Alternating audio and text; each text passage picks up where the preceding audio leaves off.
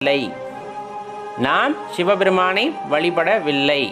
அவராக நம்மை ஏற்றுக்கொண்டார், அவராக நம்மை ஆட்கொண்டிருக்கிறார். அதுதான் உண்மை.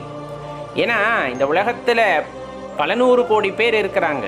நம்மளும் நிறைய பேர்த்துக்கு சொல்கிறோம் இல்லைங்களா, சிவ வழிபாடு அப்படிங்கிறது ரொம்ப அற்புதமானது. நம்முடைய குருமார்கள் சொல்லியிருக்கிறார்கள், நமது முன்னோர்கள் சொல்லியிருக்கிறார்கள். அதனால் அதில் உள்ள தாற்பயத்தை உணர்ந்து அறிந்தவர்கள் கூறியிருக்கிறார்கள்.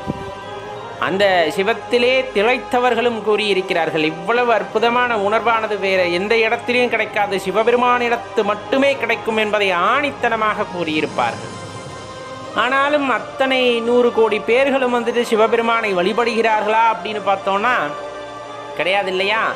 அவராக யாரை ஆட்கொள்கிறாரோ, அவராக யாரை விரும்பி ஏற்றுக்கொள்கிறாரோ அவரால் மட்டும்தான் சிவ வழிபாடு செய்ய முடியும், சிவனை கையெடுத்து கும்பிட முடிகிறது. இது நிதர்சனமாக